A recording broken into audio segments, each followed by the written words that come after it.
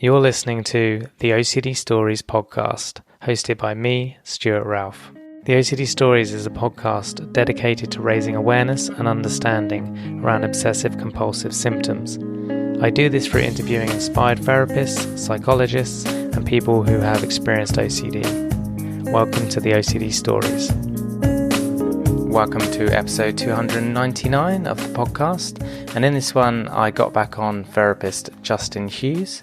Justin is a licensed professional counsellor in Dallas, Texas, and he specialises in CBT for OCD.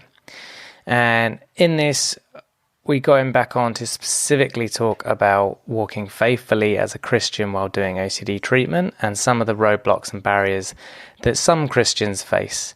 So specifically, he breaks down what those barriers are when seeking treatment as a Christian.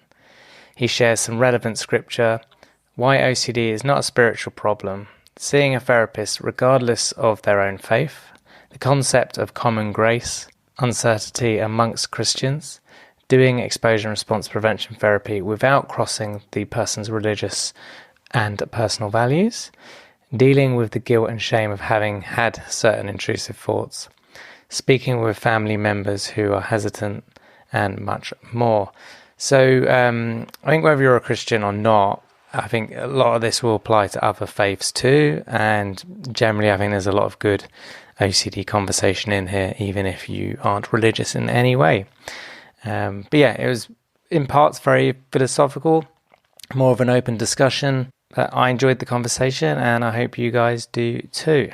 And thank you as always to OCD for supporting the show and the work that I do. And OCD now operate in the USA, the UK, Australia, and parts of Canada. So if you want to find out more about their therapy services, head to go.treatmyocd.com/the OCD Stories, or click the link in the episode description. Thank you as always to you guys for listening. I deeply appreciate it. And thank you to Justin for his time. And without further ado, here he is. Welcome back to the show, Justin. Thanks, Stuart. It's good to have you back on. That's what it's going to be. Yeah, and today we're going to talk more about Christians and OCD, or Christianity and OCD, but specifically looking at sort of OCD treatment for Christians, considerations and common concerns. So, but I think it's worth stating up front, I think a lot of the questions and probably the answers you give will very much, I think, be useful for other religions too and other faiths. Because I think some of the some of the questions aren't necessarily Christian specific, more religion specific. So, on that note, what are some of the key barriers that Christians may face when seeking treatment for OCD?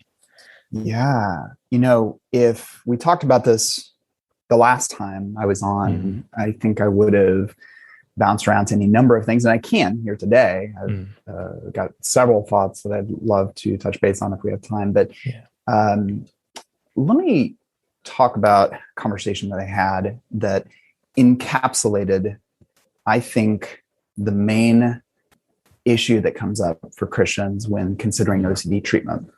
And total credits to Micah Howe. So for those who haven't listened to the OCD Stories, he was just on, I think, September 2021. And I actually got to know Micah a little bit through the OCD and Faith Task Force that I'm on with the International OCD Foundation, which, first of all, side note, hopefully in the resources we'll put this out there. They're doing some great, we're doing some great work, really cool stuff.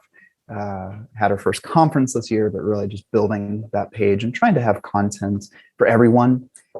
So just want to mention that as a side note. So I got connected with Micah, and when coming back the second time, I thought, okay, let me talk to a few people and get some feedback. Hey, what are the common concerns, and especially sufferers? Like, what have you faced? I hear my clients, but I wanted to talk more personally to folks that I know.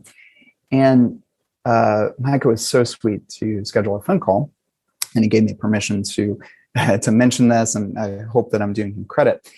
He so clearly demarcated the line of what I believe is the primary presupposition is what, I mean, he said it, I've got to give him credit, the presupposition that's at the top that will block more Christians from treatment than anything else. And it's basically this: anxiety is a spiritual problem, and thus anxiety needs to have a spiritual solution. I'll just pause with that for a second because it's a big one. Yeah. And I'm a wordy fellow. Oh my goodness. So one of my colleagues gave me The Office. I'm sorry, I have to say the American version because I'm working with the Brits here. My mate, Stuart. But the American version, is it better or worse in your? I mean, the British one is obviously started it all, and it's very British, the humor. So I don't think it maybe resonate in America as well. But I personally love the American Office. Okay. I mean, I've watched it through like 4 times, all seasons. Yeah, same here. Yeah. Michael Scott, his wordiness. There was this birthday card that my colleague gave him, just going on and on and on. So I tend to do that. I'm getting off on the side, but Micah just shot to the heart, and he had said everything grows from this presupposition, aka every problem, right, in seeking treatment, the presupposition that anxiety is a spiritual problem with a spiritual solution. And resistance will grow out of that as well if we're misinformed. And to be fair, I don't think that we can just, in a clear-cut way, for those of us that actually see things spiritually and believe that there is a spiritual dimension, world, that we're spiritual beings, I'm also not going to come out and say, oh, there's nothing spiritual too. I think that could be an equal and opposite error. And I know many listeners, atheists, agnostics, nuns, they will have a very different take on that. But certitude, it's so tempting to try to feel better and to feel certain for anybody, but we know especially for those who suffer with OCD, those who suffer with anxiety. And so this problem that comes up again and again and again in multifold, variable ways, I tend to really think that Micah is spot on. That's the one that will trip up more people than anyone else. I just want to pause because there's a lot that I could say, but I wonder if you... Yeah, absolutely. Yeah. What comes to my mind, I think it's a very valid point. But I think if we look at it from the other side of religion, which is probably atheism, you could argue that anxiety is an existential problem. Mm-hmm. So effectively, we're saying the same thing, but it's about life and death and meaning, and versus faith and religion. But atheists and more secular people, community and society at large, don't push that onto people, whereas maybe it's happening in not just the Christian faith but other faiths. So I don't know. I guess I think that the concern is there as well for non-religious, but it just isn't pushed on people, maybe for whatever reason, and maybe because they're not a community in itself versus like Christians. And I don't know. I just share that because I know from existential psychotherapy, they're often look at it. I could be getting it wrong, but anxiety in that way. It's about death. It's about, not being able to admit your own mortality, and then that's where it stems from, and blah blah blah. Yeah. So yeah. I don't know if that makes sense. I think it does. Yeah, and I could see how, really, in any number of faith communities, but especially just speaking from personal experience, and since we're addressing the topic of Christians and OCD here today, I think one of the big points that is important to drive home is that if OCD is OCD, and it doesn't necessarily have to involve it would deal with spiritual issues. It touches on spiritual things, and yes, direction, hope, comfort, etc., come from the spiritual foundation. But it's not a spiritual problem per se, is at least my thought process and argument. And part of what I'll comment on that I think supports that is how remarkably similar this looks for people of all backgrounds and faiths. Even scrupulosity, which we're talking about in the OCD and Faith Task Force, which this is going to shock a lot of my fellow Christians, but there's a person who's atheist on the task force, and I'm so glad they're there, because they are ultimately representing the various perspectives of many different people, but especially of the community of those that don't believe in God, or say there's not enough proof. The reality from what I've seen, at least the experiential side, but then when I see the research and when I talk to clients, OCD is OCD is OCD is OCD. And I've seen scrupulosity in Christians, and I've also seen plenty of other obsessive themes, contamination, etc., in Christians. I've also seen scrupulosity in Hindus, in contamination as well, and in atheists and agnostics, and so forth. And so it's something where, because of my own background, sometimes it's even hard to emphasize this directly, because I do care so much about spiritual things. And I love Jesus, and I have so much hope because of that. And so it's really interesting. I bump up against that tension where a lot of my own background and a lot of the voices in varying denominations within Christianity are saying things like, nope, you've got to address this spiritually. Nope, your faith is weak. Anxiety is a sin. You've got to pray. You've got to confess. You've got to ... And so this is why I kind of want to hit it heavy up front, heavy hitter here, with the fact that I think that this seeing OCD, and we're not just talking scrupulosity, we're talking about any subtype of OCD. I'm going to argue and tolerate that uncertainty that it just may not. I don't really believe it is per se, touches on spiritual things. That's where I want to start. Yeah. I think good point. I don't think, as you say, it's a spiritual problem. It's a human problem, you know. Mm-hmm. I don't want to say even brain problem, because then that medicalizes it, you know. Not to say that that's not a component. I just don't think that's the all. It's a human problem, and OCD doesn't discriminate, as I like to say. It tortures fairly and equally, you know. But I guess so. Yeah, it's not a spiritual problem. We both agree with that. But I guess you could look at it as it's not a spiritual problem, but suffering is in the Bible, and to a point, it's inevitable.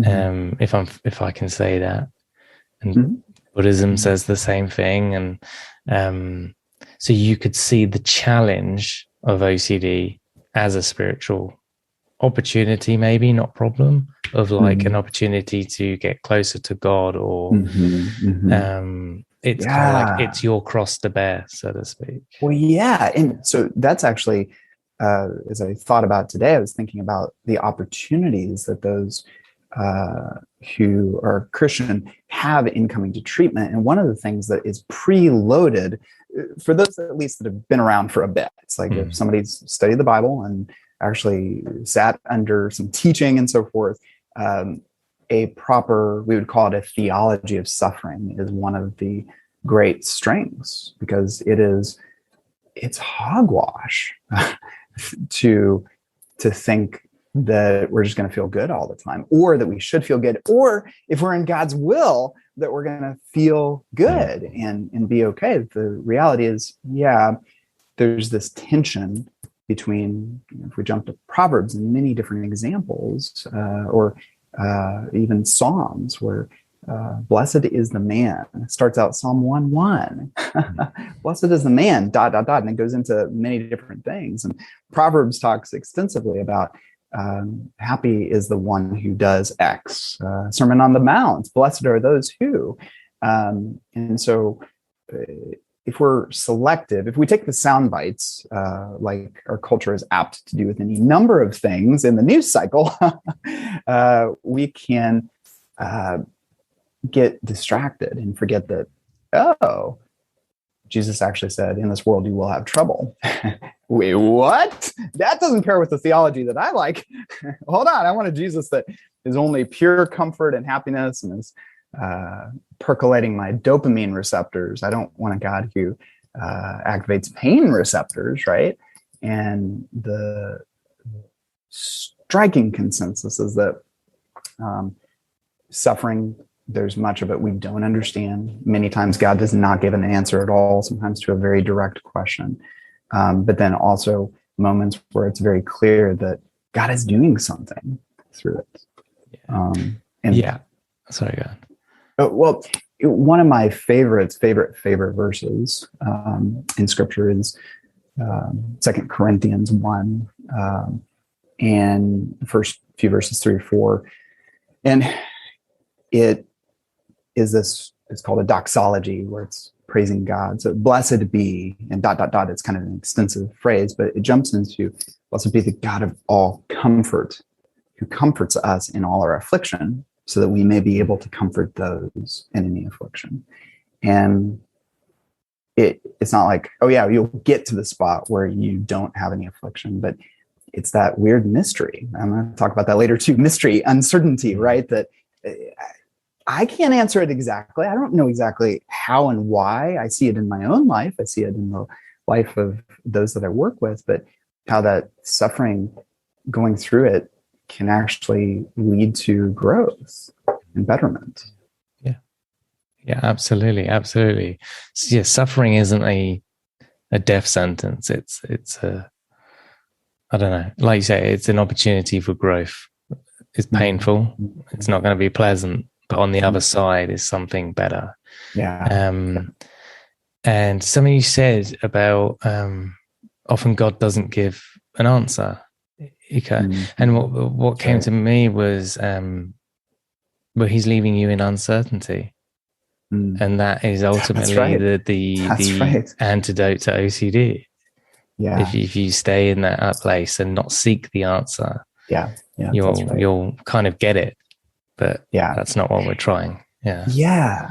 And so I think a lot of times extraordinarily well-intending pastors, clergy, people in the church will attempt to offer comfort and direction, but as those of us in the OCD community know too well, either through personal suffering or in the clinical or both sides, or seeing a loved one suffer, that it doesn't work that way. And so one of the biggest things that personally I'm on a mission to address, I guess, confront, but in a loving way, is when I do hear people say just simply like, you need to pray about that, right? And it's done in an invalidating and minimizing way, not in the sense of, oh my goodness, that's so hard, I'm sorry, I don't have the answer, let's pray together right now, kind of seek that out. But it's the opposite, more like that pejorative, or that, well, you've got problems, your faith is weak, clearly, so you need to do the discipline. So I'm on this mission to really help, hopefully, folks to understand, but there will always be those who don't, and really to reach out to those who suffer and who are ready to jump on board to say, okay, you know what, maybe it's not a faith thing. And quite the stark reality is the fact that became so obvious to me when I first started to work with OCD, that when I'd actually hear the examples and the stories of sufferers, they showed me up. They put to shame many of those in the clergy as far as their focus and dedication and just their heart. And so it's what keeps me in the game, so to speak, working with OCD. As a person who doesn't have it myself, I understand it and get it, I think, in a lot of ways, but keeps me in the game is the sufferers of OCD, because they're just the most amazing people in the world. So if I can help on this mission to, break down barriers to get clients, not just into therapy, but sometimes it's just the community at large. There are some excellent non-clinician led support groups on scrupulosity, for example, that are going on, and all sorts of things. And so if we can break down those barriers, I think that's just a wonderful, beautiful thing. Yeah, absolutely. And I guess from the clergy, but also I think just anyone of faith, almost like it doesn't have to be one or the other, in terms of like, it doesn't have to be treatment versus do your prayers, read this scripture. Why can't it be both, And that's how it should be viewed. It's not us or them, it's us and them. And the more you throw at the wall, something's going to stick. Yeah. And so absolutely.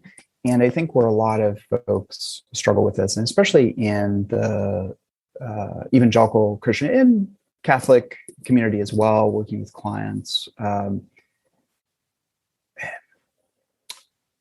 it's something that within Christianity, many times back to that presupposition, right? If there's something that needs to be addressed spiritually, it's almost seen as this wrong or this sin or this, at a minimum, this like lesser thing. Like, okay, because we look at sometimes the secular therapy world and say, no. And Micah talked about that in his talk as well.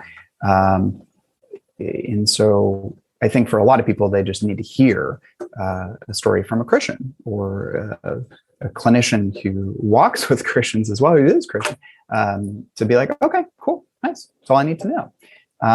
But then there are those two that are going to listen to this, and those that I come across, that it's not just that initial presupposition, but it's had so many different tentacles in their life. They're hearing it from leadership, they're hearing it from their church, they're hearing it from their own brains, to say, this is bad. No. Like, you can't do this therapy thing because that's violating your faith. They're going to lead you down a terrible road. And so it's, I think, especially in the evangelical community, that is a big issue. Big issue.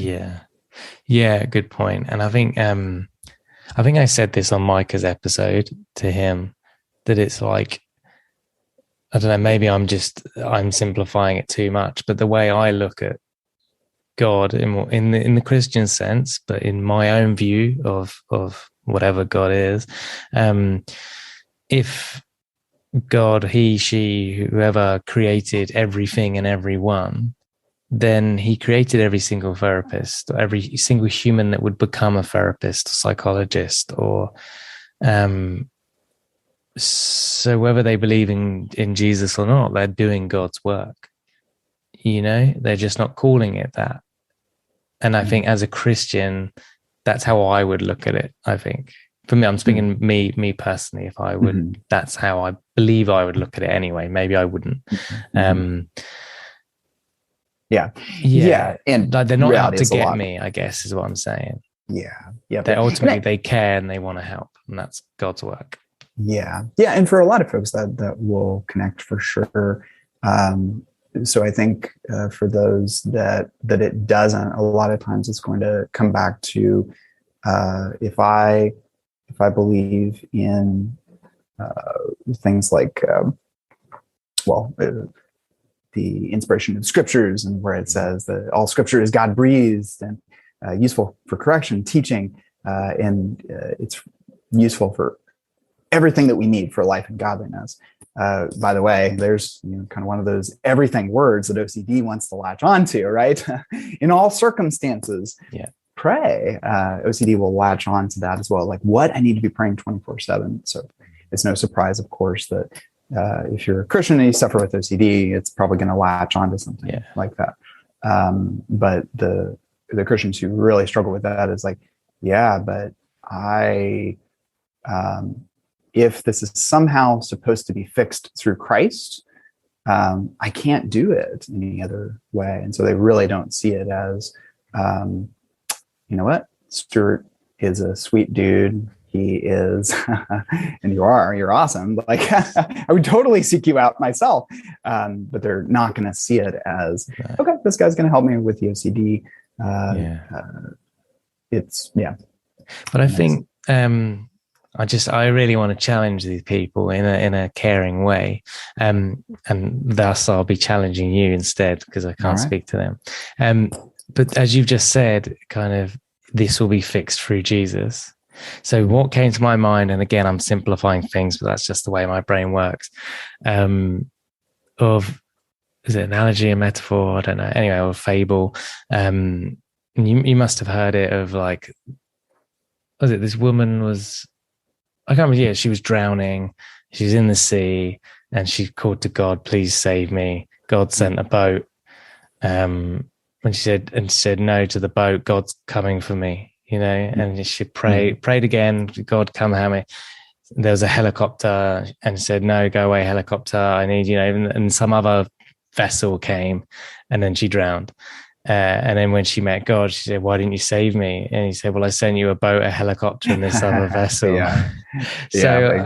I guess that's what comes to my mind when you said this will all be done through Jesus. Maybe it is being done, and he sent Stuart Ralph, the non-Christian therapist. Well, so interesting that you would say that, because there's some awesome support for that. So one of the things that I wanted to talk about is the concept of common grace.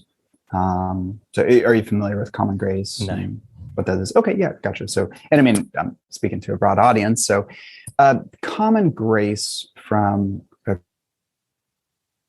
really goes back to Jesus' comments that the rain falls on the just and the unjust. And there's other places throughout scriptures that kind of build up the perspective. But the whole thought is that I don't have to be a Christian to be an awesome farmer with crops. Growing up in a conservative household, we held to a lot of views that I thought were like exclusively Christian. So it's just, oh man, well, I guess only the good marriages are Christian. And then as I got older, I'm like, oh, that's not the case. Sometimes the best marriages that I had seen, at least from certain markers, it's like, oh man, yeah, okay, this isn't exclusive, right? So from a Christian theological standpoint, it's saying, okay, like that it's not one of those exclusive things. There are truly some things that really apply to all people. So I was thinking about this in a number of ways, but I actually got to recently this year meet an author. He just launched a book. Actually, it's a #1 bestseller right now in OCD and anxiety, called Finding Rest.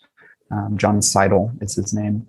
And he highlights his struggles and his suffering and in his thought process through it all. And even though I don't think that he did exposure and response prevention, there are some really key things that he puts in there. And one is really just addressing this concept of common grace. So Paul, basically a mentor to this kid, basically probably a teenager, young adult who's doing ministry with Paul in the Bible. There's a couple of letters that we have in number of references throughout the New Testament of Paul speaking to Timothy. And at one point, it's clear from the inference of the passage that he's been having some stomach issues. And Paul says, take a little wine for your stomach. First of all, my very conservative friends don't like that word wine. I'm teasing, kind of, but kind of not. But moving past that, it's really interesting. Like, wouldn't we expect him to say, well, you should pray about that? Yeah. Because we certainly believe that God can remove that. And it's not that you wouldn't pray about that. Or pray that, man, maybe as I feel crummy, may I think of people who feel way worse than me today. May I be of service to them? Make that a prayer. Sure. Wonderful. Good. That's part of, but it's such a clear example of common grace. And I understand that when we're talking about therapy and all of its nuances, a lot of people struggle with all the ins and the outs and so forth of this and that. And there's a lot of fears that Christians have, like, oh my goodness, they are going to, the pop phrase right now going around is deconvert. They're going to deconvert me, or whatever. They're going to try to fill in the blank. And then medication. Actually, I come across a lot of Christians who are more okay with medication than they are with therapy, interestingly enough. Whereas most of the time, most people who come into the office as a whole, I think, have a harder time accepting the role of medication. But on the spiritual side, I think a lot of people can kind of wrap their head around, okay, fine, chemical substance. I guess I take Tylenol or Advil if I've got a headache, so I guess I could do this. But a lot of times there's this, nope. Exposures, hierarchy. Wait, what? You're saying if I have this type of thought, I'm going to write this down on paper and then just look at it? Or I'm going to have a thought that's uncomfortable towards another person, of harming them, etc. And I'm going to smile and look at that person, actually try to move closer to them. I'm going to fill in the blank, whatever the examples are. There's a really hard time understanding that. And so I think that concept of common grace can really help a lot of people to know that, hey, you know what? It doesn't have to be this. We don't. A little bit of my frustration is why do we second guess this when we don't second guess parenting strategies, right? Or nutrition or exercise routines. Like, I don't know of the Christian Peloton. It may exist. I just did one earlier and I love Peloton. It's awesome. But at some point, I get it. There's a lot of underlying and interconnected details that I've heard over many, many years and thought through, and I understand the complexities, but just keeping it simple, at least for today. If we think that not only is OCD specifically a spiritual problem, and it must be dealt with exclusively spiritually, okay, that sets us up in one way, or maybe not exclusively, but mostly spiritually. We're going to automatically not be open at all. And unfortunately, many, many people come through metaphorically bruised, broken, battle-wounded into the office because they've tried everything else. So one of the biggest reasons I'm passionate is let's cut down that time, the average time of 14 to 17 years of onset to getting into treatment. Let's cut it down. Let's cut it down and get to business. Yeah, exactly. And get to business so you can get back to your faith. Bingo. Like, don't waste any more time. But the common grace thing, I like that. I think I don't want to second guess Jesus, but the advice of drinking wine for a stomach pain, I probably would help because it would numb it, because alcohol is that type of thing. But I don't want to critique him too much. I'm sure he knew what he was doing, but but where was I going with that? I think the other thing that came to me, and this could be me reading into it, but my interpretation of that is him saying, me and God are busy. We don't have time to be doing miracles for something that could be solved through a thing that exists on planet Earth right now. Almost don't waste our time because we need to save the miracles for something much bigger. And it's kind of like, again, I'm speaking as Jesus, I'm there for you, but we don't need to do a miracle for your OCD. You just need to go see these people called therapists who know these various therapies like ERP. It's like, you don't need a miracle. You need a therapist. It's that simple. You need wine. It's like, sometimes the therapist is the miracle, or exactly the wine. So I don't know if that will sit wrong with people or right, but I kind of wanted to share that of like, we don't always need to look for spiritual intervention or a miracle because the answer's already here. and probably put here by God is the way to look at it if you are Christian. To be enjoyed. And to point people back to their faith. And so I think it's super important for people to hear someone such as myself to say that I am 100% interested in a person finding freedom. And as a lot of us as probably all of us as clinicians know, we get to see the junk lifted out of the path so that the person can truly put their attention on the things that they care about or develop that further. Sometimes they have to learn, like, okay, what is it that I'm even about? Because OCD is determined and taken so much, and people get really scared, of course, of that too. Yeah.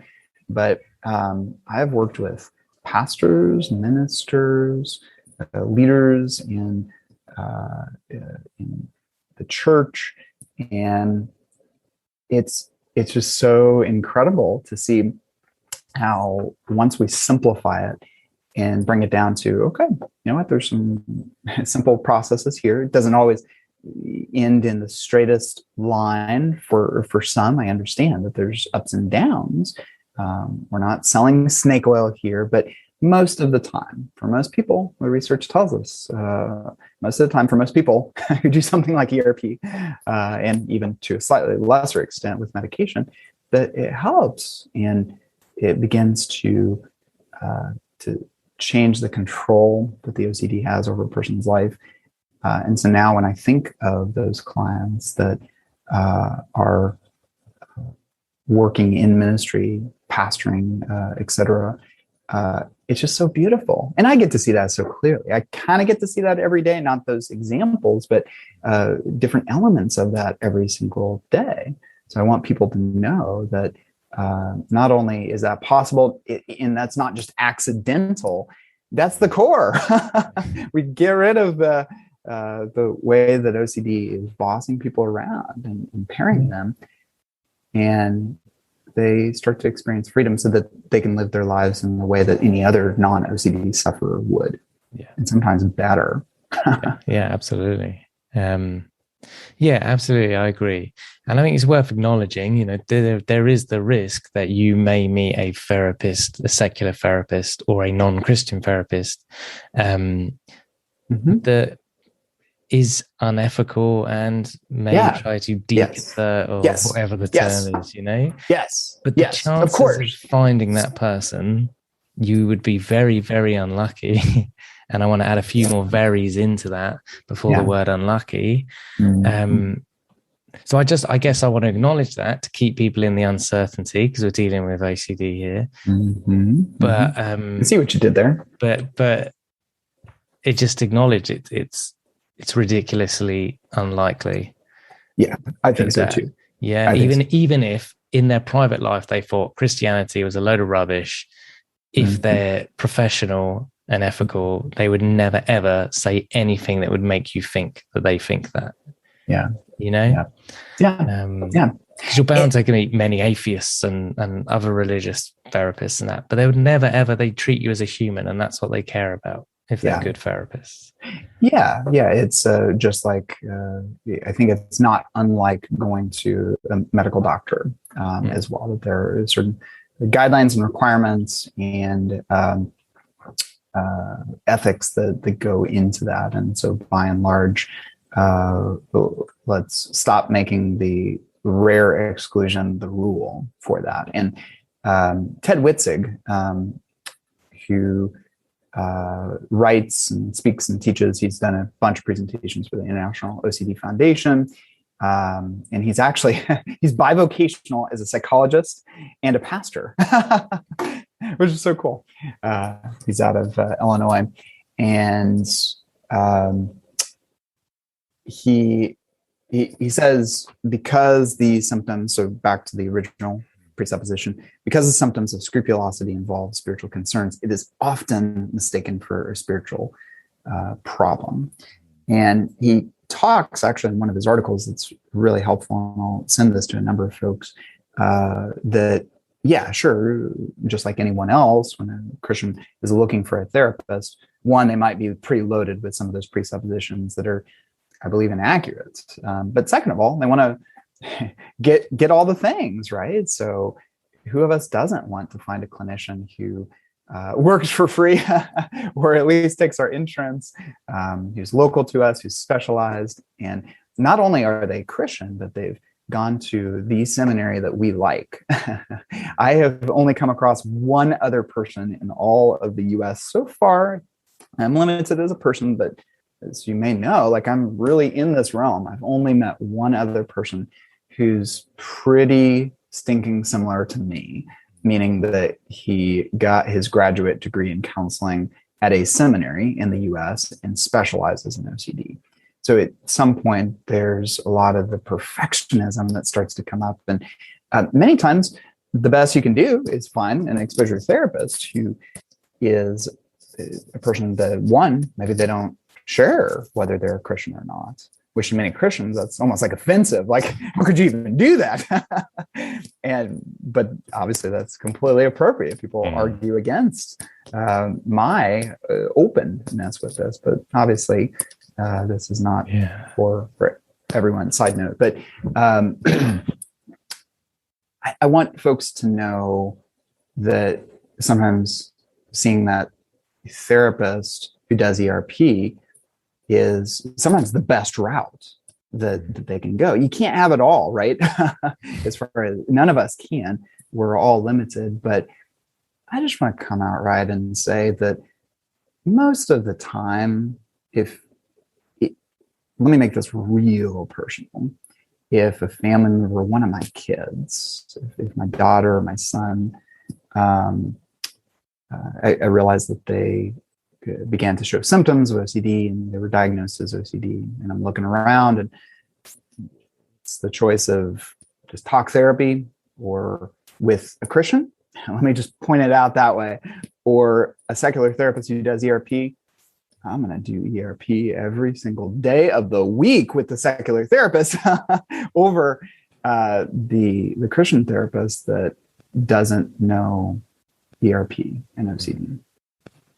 Yeah. Well, thank you for sharing. It's a little bit of an exposure for me for anxiety. I feel like I may lose about a quarter of my fan base on that one, but I just want to be straight with that.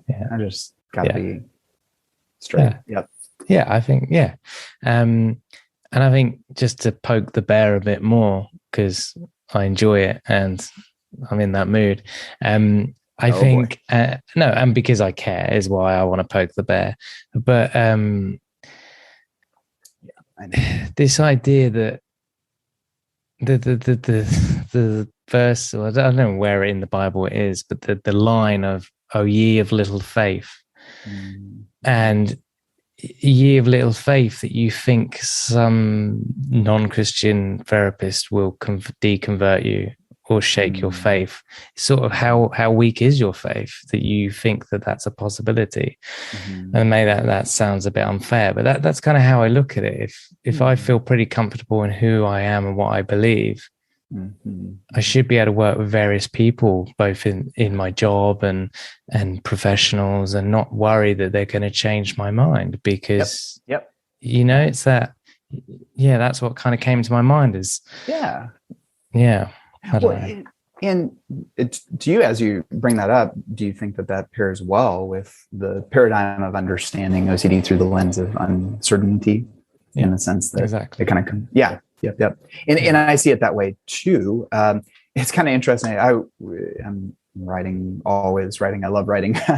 So I have a number of articles always in process, and I'll get one out sometime soon on this. But I think there's this Christian intolerance of uncertainty as well, which ironically is not a biblical thing or a Christian thing or so on and so forth, but it's an uncertainty thing that, obviously there's a lot of really direct passages that will say things that you may know, or even the old hymn, "Blessed Assurance, Jesus is mine." But it doesn't say "Blessed Reassurance," by the way. Christians need to be called out on tolerating the uncertainty as well. It doesn't mean we throw our hands up and say, well, I know nothing. But if we really, really, really study and dig in and look at the examples of those who are just walking strongly with God,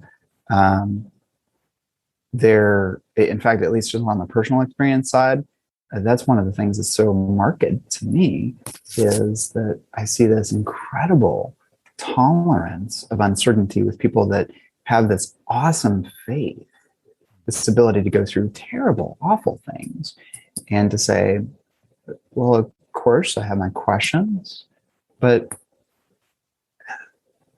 I'm going to trust God in this. And so the Christian intolerance of uncertainty, we all dislike it where it pokes us the most. I don't think there's any human that doesn't like it. Probably, if it really pokes them, even the most adventurous person that likes to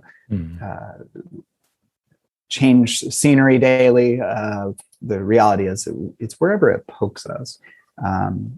Christians need to really look at that and, well, okay, and hopefully understand, hopefully study and learn from some others that this relationship to certainty, it's a fool's errand.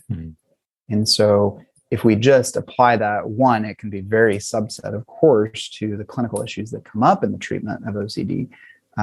But from a faith standpoint, that's where I have seen so many clients' faith strengthened, because they began, kind of ironically, to be taught a lesson about theology through life experience. And many Christians are very, very hesitant towards that, right? That it needs to be only prayer, only scripture. But gosh, let's just actually look at, if we're going to say, oh, okay, well, if we're only looking at scripture, what about the many examples where God spoke in different ways, used other things, different things, used the wine for Timothy's stomach at that point, or any number of things. And so I find that once the junk is lifted out of the way and that person has less impairment, and they realize, okay, wow, is my relationship with seeking certainty and demanding, feeling okay, and not tolerating that, and not saying no to compulsions, which many times the faith piece really comes in and builds them up in that, to be able to say no. That's the beauty, is that I see so many examples in the cases that I get to hear it of, oh my goodness, wow. Like, I got to see that, yeah, I don't really have an answer for this suffering. Classic problem of evil. If God is good and all powerful, why does suffering and evil exist in the world? And I still don't have the answer to that myself. And the clients who come in, I don't think have any more of that answer themselves, unless if we could say an answer is being able to grasp that by faith and to live that out. And that's the beauty of it, right? When we do the treatment, when we do the things that are indicated, and treatment's not perfect either. It's growing. We're learning, always learning. It's helpful. Yeah, absolutely. I could come back with a million more questions, but I know we're already at almost an hour, which is wonderful. But I've got many more questions to come. Are there any more key roadblocks worth discussing before I kind of go on to some other questions? Yeah, I think I kind of spoke about this, but just highlighting that specifically wanted to say the question is, my faith weak or worse? Is it a sign of lack of faith to pursue treatment? First of all, if you're asking that, one, you're not alone in asking that. But just to be direct, many times I think it's the sign of faith, right? To do that really hard thing, to take the SSRI or fill in the blank, do the exposure, etc. I think that question, can a Christian be healed of OCD? I think it's a distracting question. So a lot of times Christians think in terms of some of just like healing, right? And that's much more kind of like we would call it like faith healing.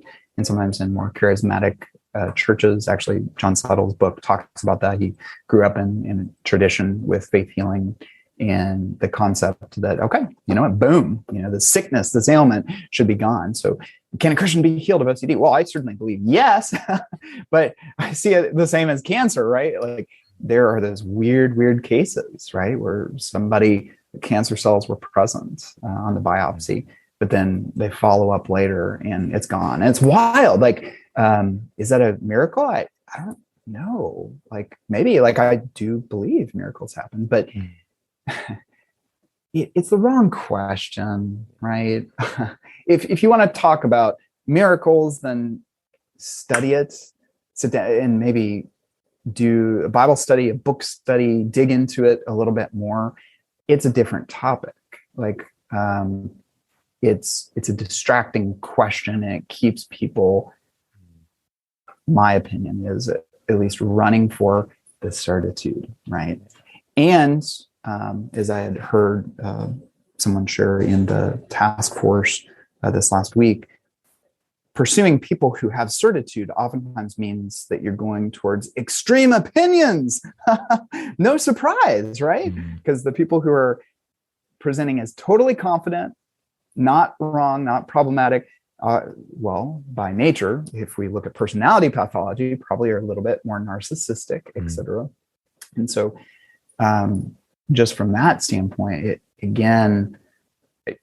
today I wasn't thinking of it in these terms, but as you really, I think, ask such incisive questions, Stuart, and bring these things out, I think it really comes back to this relationship to uncertainty in many ways. So we have to be careful of all those things. Certitude. Oh, can I be healed of OCD? I think it's a certitude question. I don't think that's the question we need to be digging into at this moment in that way.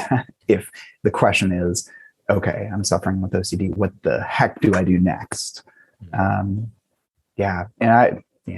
just passionate about this. So I guess the last thing is okay if I... Yeah, go for it. Yeah. Okay, gotcha. Would be, what is the role of Christian faith in OCD treatment? And to be a little bit tongue-in-cheek, the same as everything else. To be prayerful, to walk in community, to study scripture, to et cetera, and to walk any number of things out by faith is key. Like harsh feedback by Christ recorded in scriptures was only towards those who with vitriol denied Christ, put him down, said this wasn't true, this didn't happen. The Pharisees, the Sadducees, they were the really the religious leadership at the time. And so that's a whole another side note as far as Christ's gentleness. My yoke is easy and my burden is light. Come to me, all you who are burdened. I want to point out that I think I'm getting a little bit on the side rail here, but I think there's so many opportunities. It's the faith has to be lived out in the same way as anything else. And some of the key opportunities that the Christians have is the fact that though this can be seen as a negative thing, that commitment level that's so high that would keep a Christian out of therapy is also a commitment level that's so high that can just launch them into the therapy. Because if a person is absolutely willing to suffer to the greatest extent, to say, okay, if God wants me to do this, then I'll do it. Then how cool is that if our focus is inaccurate, if we think that suffering needs to be, well, I should just be on my own and doing this and just somehow just praying and figuring it out myself. Yeah. Well, if they're willing to tolerate that suffering, imagine where they can go. And I get to see this, where they do go when they're doing their exposure work. And when we get to that number 6 exposure and number 7 and number 8, and it's getting hot. They're starting to sweat, but they're like, yep, bring it on. Let's go. Let's go. There's so much, or so many great things that we can work from, great platforms. And I see a lot of churches, by the way, doing mental health super well. I think in, unfortunately, rage culture, it's like everything's bad, everything sucks, everybody's doing things terribly. Nope. Not true. So there's a lot of opportunity. Yeah, I agree. And yeah, we are talking about some of the roadblocks and thus problems. But ultimately, yeah, there's a lot of churches that do get it right, and people of faith that do get it right. And there were many Christians that listen to this podcast that have had no problem going to see a therapist and not care what their beliefs are. That's right. Just help me, as simple as that. And that's great. But yeah, I guess we're addressing those that are maybe at that sticking point and just need a gentle, compassionate nudge. So, but you kind of alluded to it earlier. Am I okay to move on? Actually, are there any more kind of roadblock things you want to? Well, actually, so there is. Is this okay time-wise if we just keep rolling? No, keep going. Okay, yeah, sounds good. You just stop me at any point. Okay, so here's the clinical side of this. First of all, I think a lot of times people think that faith and religion and spirituality in things with OCD, that it's just scrupulosity. And scrupulosity is where we're obviously going to consider those things a little bit more overtly, and we have to deal with those topics. But yeah, like any subtype of OCD, of course, is experienced by OCD sufferers across the world and of any faith and background. But one consideration from the research and what I work with Christians into is how we uniquely tailor treatments to the individual. So in the OCD Faith Task Force with the ICDF, as we're creating content for the website, we're trying to speak and welcome various folks in from various backgrounds, and to speak in a language that makes sense, to say, hey, we're dealing with OCD, we're dealing with OCD, we're dealing with OCD. Here's how you deal with this. OCD is OCD is OCD is OCD, as I mentioned. But here's the thing. OCD is very heterogeneous, meaning that it's, most people know, like homogenized milk. Homogeneous would be very smooth, right? Just one thing.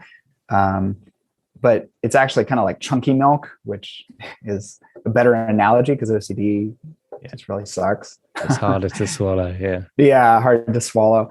There's a lot of variation. And it's not just a subtype thing. So what I'd like to highlight is the fact that we have some really clear research saying that certain obsessions have more cognitive engagement, more cognitive misappraisal, more maladaptive cognitions. And so specifically, one gentleman on our task force, Dr. Siv, with several other researchers in 2014, had looked at different domains cognitively in OCD sufferers, and discovered that the religious and sexual obsessions that came up in OCD had a lot more cognitive processes going on. And though the research isn't strong enough to have a specific, there's a lot to say about this.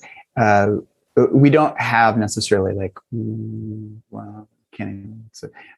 What I will say, sorry, I'm going through the research in my brain right now. I'm trying to synthesize this. Here's a quote from that study. Whereas sexual obsessions were predicted only by increased beliefs about the importance and control of thoughts, And contamination obsessions were predicted only by inflated responsibility appraisals and threat estimation. Religious obsessions were independently predicted by both of these constructs. So let me break that down. So people who have sexual obsessions will wrestle a lot with the distortion of the importance and control of thoughts. So thought action fusion is a great example. Like, oh my goodness, like I just got the groinal when I was driving past this person. I felt something down there. Oh, so that person believes that it's really important that they absolutely control their thoughts. They can't think of having sex with their wife while they're in church listening to the pastor. They just can't. There's something inherently wrong. That's the importance and control of thoughts. And contamination obsessions were predicted by those responsibility appraisals and threat estimations. Like I got to be responsible. This is really bad. This is a threat. But religious obsessions got a double whammy, as I would say, as a guitar player.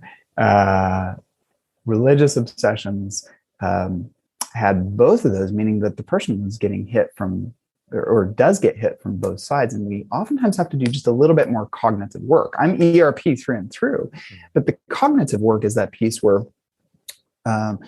we look at, oh, well, here's a belief that you're actually holding on to. Most of the beliefs are just trash, right? In OCD, it's like, I know it's not true, ego dystonic. But one of those unique things that we have to do in working with folks in religious, spiritual, faith-based beliefs in OCD is to actually separate out the true belief and sometimes do a little bit of cognitive restructuring with that from what is, of course, just the noise of OCD. So that could be a whole nother thing. And I hope I just didn't bore. I'm sure that was boring to a bunch of people, but that's just one implication of where we need to go with the sensitive treatment towards folks who have religious obsessions. Yeah, that's useful. That is useful.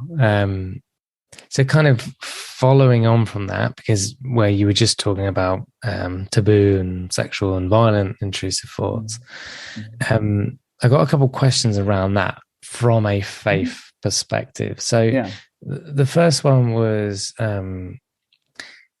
so if intrusive thoughts involve God, the Bible, for example, blasphemous intrusive thoughts, or even just, violent intrusive thoughts, which of course goes against the values of the Bible, how do you do ERP towards these things without crossing the person's religious and personal values? Yeah. Yep. Well, first of all, great question. We're going to assess. So I don't want to just take it for granted, right? If a person says I'm Christian or any background, a belief system or not, I'm not just gonna be like, oh, you must be this, right? So that's where I'm a therapist, right?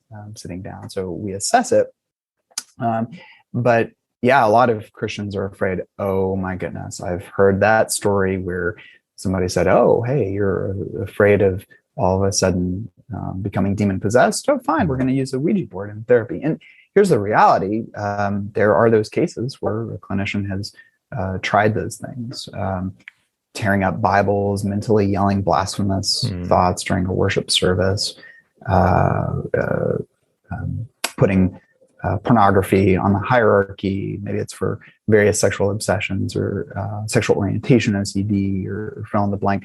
And okay, so with many Christians, I don't know if it's most, but I'm just going to say, yeah, like right away, it's going to be like, nope. That's one of the reasons why. And just to be clear, as we communicate these things, that's another reason why a lot of Christians are like, man, I'd rather just suffer, right? Because I don't want to violate my faith in that. And I just want to be super clear in saying that if a therapist asks someone to violate their faith, that's a clear assessment problem. That's a boundary problem, ethical problem. Or a client wasn't assertive enough to speak up and say, hey, no, I actually really do believe this. Because if, for example, let's say tearing up the Bible, If I were sitting, or just right now, if there was a reason to do this, I could tear a page out of the Bible, no big deal, or tear it up or something. I wouldn't have a problem with that because I see that as paper, right? That the words of God are printed on paper, but like that's me personally. But then a lot of folks, no, like, and I absolutely respect that.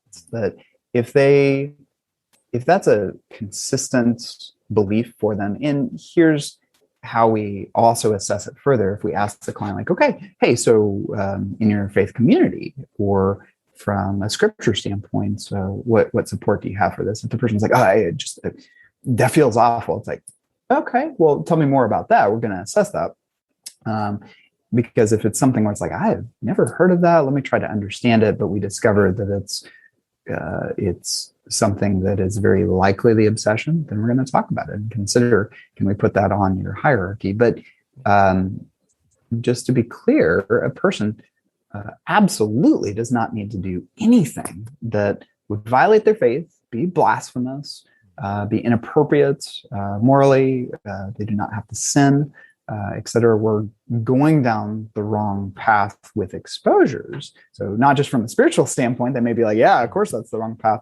But from an exposure standpoint, even for a secular therapist, there's either been an error in assessment or there's been an error in the client actually telling the clinician, like, hey, no, like this is an essential tenet for me or belief.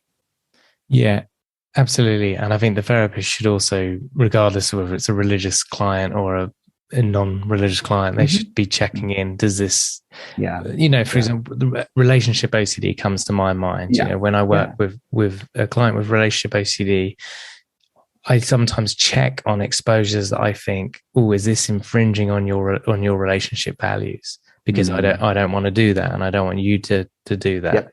And if it does, then we get creative and we find a way around it.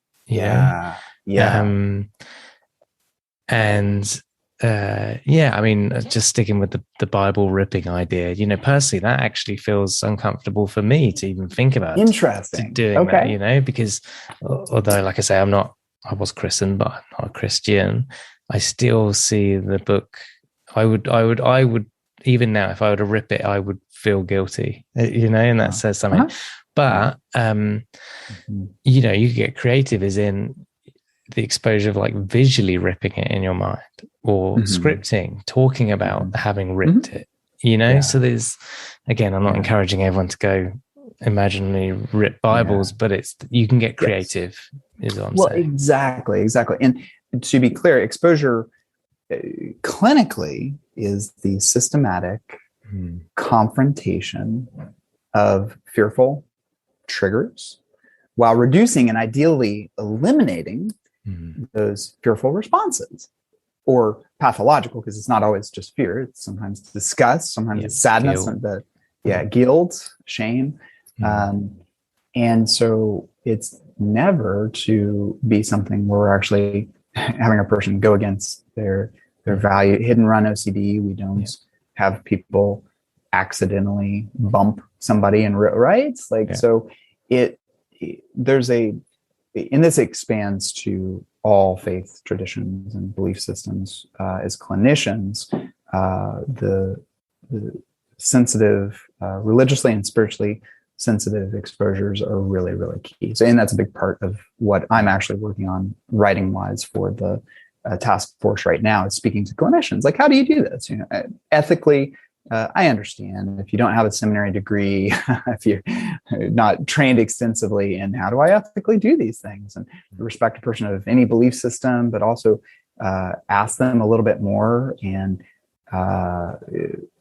it can be uncomfortable. It's not necessarily that hard. We've been trained pretty extensively in sensitivity towards individuals and multicultural.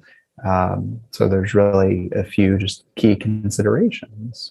And the tearing up the Bible, it's so interesting. A lot of people would feel really uncomfortable to hear me say that, but let's just take a simple example, right? Where the obsession comes up because the person was in church, they turned the page too fast, it tore. And then obviously any number of things can stem off of there. They look down, they're like, oh my goodness, it was tearing it with one of the warning passages in Hebrew that talks about losing faith. And this is a sign. And it started to link to all these different things and so forth. And back to that reminder of what we're actually doing in exposure. By and large, we just use the content that's already there. I think a lot of Christians need to hear that we're not making up a bunch of extra crap. Like, we are using the content that's already there. So if you have certain thoughts that are racing through your brain, okay, that's already there. So you think we could just pause and think it mentally? Could we write that word down on paper? I don't know. And that's where we have to keep assessing, keep talking, and also work with where the person is in the process. Because, and sometimes too, working with that person's faith community, clergy, etc. Like, hey, what is the thought on this? What would you tell your congregation? Fill on the blank. Good, really good points. So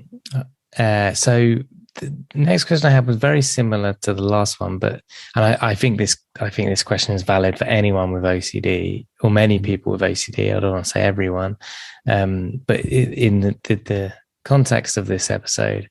So, as a Christian, I've had lots of taboo, intrusive thoughts, sexual, violent, blasphemous.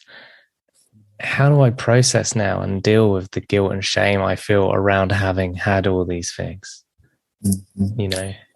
Yeah, well, and one clarifying question with that, are we saying for a person that's been part of the intrusive process, or are we saying a person who maybe at one time identified as not believing and may have done those things? So real events, right? OCD or? No. So I literally just mean a Christian who has sexual, violent, intrusive thoughts. So they're just getting thoughts of maybe ripping Bibles, or processing the shame, sexualizing Jesus, or even being violent to someone else. All things that go against the Bible and the teachings of it. How do you work with clients that just feel deeply ashamed of having had all these intrusive thoughts? Yeah. Well, first of all, one of the things that resounds as fairly consistent in the process is a lot of that starts to clear up anyway when a person walks through the treatment process. Back to the heterogeneous nature of OCD, yes, the religious and sexual obsessions also, in my experience, tend to produce a lot more of those shame feelings too. I don't know of many clients with contamination themes or just right themes and flipping light switches yes, shame can be a huge thing, like, where OCD has blocked my goals and kept me from living life and so forth. But as far as the actual inherence, like, oh my goodness, like, I'm a terrible person. What kind of human being am I that I could do this? I never really hear that in those categories. But yeah, sexual, religious, spiritual obsessions, definitely. And so I will assess that as far as its severity up front. In a few instances, it's actually become a momentary detour where the person literally just couldn't continue with exposures or other things. In most cases, it's cool because trauma work really, there's 3 first-line treatments for trauma, and one of them is exposure. And so doing like exposure scripting, actually, it's not just like, well, I guess we'll try to use it in OCD. No, it's like evidence-based, even if you did have PTSD. And so the scripting itself, also the review and a little bit of the inhibitory learning model, incorporating a person's learning about exposure, gets a little bit of almost processing. I'm not saying talk therapy, y'all, but it gets a little bit of processing that out. And those are a couple of really key things that we need with heavy emotions anyway. So for most, it kind of works itself out. For those that it's hanging around more, I treat it like any other detour, like alcohol use disorder or panic attacks. You have some panic attacks a little bit with OCD. It's not uncommon. Probably at least a quarter of the time that a person is going to have at least a panic attack, well, period, out of all people. And OCD, I don't know how frequent it is. Panic disorder, what is a few percentage points of the population, and it's higher in OCD. So all those things may mean that we take a pause. Maybe it's just a session, a half a session, and we talk about it. Mm-hmm. And there can be some of the cognitive restructuring, right? Addressing some of those cognitive distortions. Sometimes it's this really thick, compounded shame from all the things that the person's lost. And maybe just in that moment, they feel particular shame about having a thought, but they're also feeling a lot of emotions about the fact that they haven't married or had kids or haven't started a job, or they're still stuck in the house because of their OCD. And in that moment, they may not be able to verbalize that. And so in my experience, that's where in necessary cases, I mean, first default, of course, is let's get rid of the big thing that's creating the problems, but we'll stop. We'll do a little bit of work with that. And I'll admit too, like, I'm not the expert for sure in the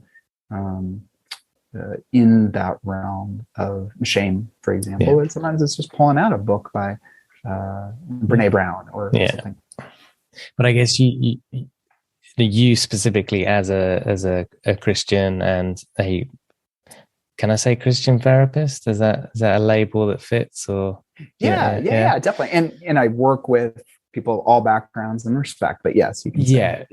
I guess what I mean though is that I'm sure you'd still bring in some biblical stuff at this point of God is not thinking any less of you for having these thoughts, that type of pep talk. Is that kind of fair to say? Yeah. So for Christian clients, once I've done that assessment, and that's fair. So that's part of that validation, right? And part of the affirmation, acceptance, and cognitive restructuring. And that's where, when done sensitively, it can go a long way and make a huge difference. And what I've found is that, I mean, OCD is one of the most isolating things, period, most isolating disorders. And so clients who have every intention, every wish to be very much involved more faith-wise, they haven't been able to even be poured into in the normal ways by like a faith community, because one, maybe they've really been at home and impaired, and maybe because of their obsessions, they can't go to a church group or fill in the blank. And so, though I'm not a pastor, it can really, really come in cool ways where it's like, well, hey, what do you think about having that thought? Do you think that God is upset with you, angry, condemning you? Well, no, like, there's no condemnation for those who are in Christ Jesus. Okay. So what do you think God's view is? Right. Doing a little bit of just asking questions, digging into it. And sometimes it's really direct and straightforward, and the obsessions, just hit hard. They're just those noise intrusions. But then sometimes the person really needs to do some a little bit more work with what they're thinking, what they're feeling with that. And then the caveat that I'll say with that too, we can also get too distracted in the emotions, the shame, the guilt, the sadness, etc., and feel them. We don't want to suppress it, just like anything else. But over time too, I think the more experienced I become as a clinician, these things become more of a feel thing. And then I can ask some good questions when I start to feel it to make sure that I'm not just doing it on a gut reaction, but can find a lot of times, this person is feeling the urge, like they need to process. And so all the little things, right, that we look out for. That's the other side of the street. Yeah, I like that. Okay, I've answered that question. Yeah, I guess one question is, we've kind of talked a lot, at least initially, about the individual being hesitant to get treatment, get therapy. Even if it's from a Christian therapist, they may be hesitant, or a therapist with Christian values, I should say. But in the case of the family, so let's say maybe they're more open-minded, but their family are more conservative and traditional in their faith, and kind of maybe look down or are skeptical of therapy, even if it's from a Christian, or they're skeptical of medication. How does this person talk to their very conservative family to kind of get their buy-in? Yeah, I've seen this go great, and I've seen it go poorly. More often than not, actually, I've seen it go great, or at least decently enough. So I think I may have said in the first talk that I gave that about 90% of clients, I'll say at some point, no matter what your age, whether you're a 12-year-old or an 80-year-old, I would like you to consider, it's up to you, consent process, your call, but I would like you to consider bringing in significant other, spouse. I've invited people to bring in their church Bible study members because, as a single person who just moved to Dallas, maybe that's all they've got at this point. And so it's like, this is my main community. Great. Could we do a Zoom call? Let's do a call just with all of them. And so with family, no doubt, obviously you have a number of talks. The topic of family is its own talk in and of itself. Yeah. But on the quick side of things, if there's that resistance, first of all, I don't take that as necessarily a surprise, just like for the OCD sufferer. And I think I need to treat it in similar ways. And it really depends on how important it is to involve that person. And I think that for a lot of folks, just some very basic information and education can go a long ways. So I print out some handouts and have some flyers, and I try to put a ton of content on my website and do free guides, and one that is for family members, to family members of sufferers. It's this glossy PDF guide that people can look at and get validated to, like, hey, if you've had some stress in this, know that not only are you not alone, that's normal. And this is a really hard road for everybody. Here's what the evidence base says. Here are common experiences, fill in the blank. And I don't know. I'm not sure if this is the case. I tend to think that a lot of people are very responsive to something like that. To begin, and or the thing that is the relationship currency that oftentimes hits home for a lot of families is the fact that it's their family member who's suffering. And so when a family member gets into treatment, they're learning these things and making changes, and hopefully seeing some of those differences. When family can actually, kind of like an exposure has to be this experience before that person can, a new experience so that they can have new learning. Family oftentimes have to go through some new learning too, because maybe they've been through ups and downs with that person. So yeah, just education, but inviting that person in if they play a prominent role or if it's very important, and talking about it. I'll get any number of questions, any number of concerns as we're talking on the topic of Christians with OCD. Definitely, I mean, the concerns really sound the same for family members. Well, what? It's like, aren't I supposed to think about whatever is lovely, whatever is pure, whatever is true, whatever is just? Think about such things in Philippians. Well, interesting that you should ask. So if we think about this rationally, if we're always supposed to be happy-go-lucky, positive, then wouldn't that mean that we couldn't confess sin? If I steal money from Stuart, because it's just right there on the table virtually, steal some Bitcoin from you or something like that, like, don't I have to see that to acknowledge it, that that's a problem? Yes. So we look at the larger context of those things. And Sometimes family members need some supportive psychoeducation in the process of, oh, okay, so to do an imaginal exposure script for a blasphemous thought, oh, okay, so that's not the reason that you're saying that I may script this out is that I'm learning to change my reactions. And I might actually start to use some of the similar language of other things of I'm learning to walk by faith and to tolerate that uncertainty and those awful feelings that maybe it feels like I've rejected God. But you know what? I'm having these thoughts and I'm going to walk by faith by doing this exposure. And so most family members will get it with a little bit of maybe the handouts, the client talking to them or coming into a session. But some won't. And many clients can still just continue on their path. But in some unfortunate and rare cases, I've seen where the parents, actually for adult clients, but this would be true for teens and young ones as well, the parents not being on board sometimes delays their getting help or completely blocks it. Yeah. No, thank you for sharing.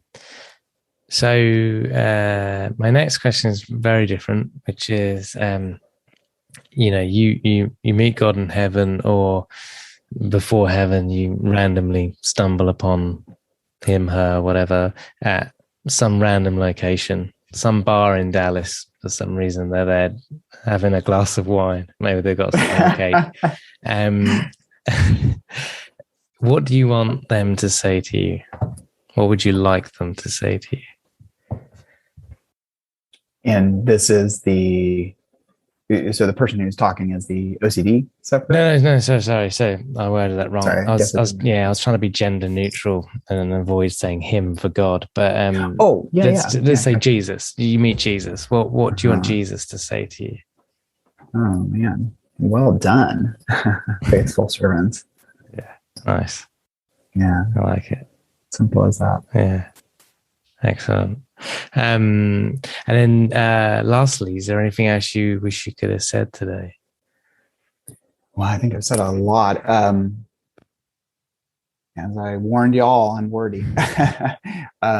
Two things: resources. I think you'll put some resources down there, and if these are suitable with you, the IOCDF, they have their page live, but it's being built. So it's iocdf.org/OCD and faith. Great resource. accounseling.org is Ted Witzig. So if you want to, my friend who's and colleague, the pastor and psychologist, and my website at justinkhughes.com, keep a lot of stuff up there. And yeah, so it just want people to know, I said in the first talk that there's hope. And I just want to continue to convey that and want people, of course, to know that there's hope with the OCD treatments, period. I'll work with anyone, everyone, and hey, it's okay if you're not Christian, whatever your background is. I'm here to help you in the areas that are important to you. But for Christians, just be clear. Sometimes believing and trusting and obeying Jesus as that is my first priority, is for me personally. And so for clients, sometimes that means, of course, doing the normal things that faith requires, but sometimes it's doing exposure and response prevention.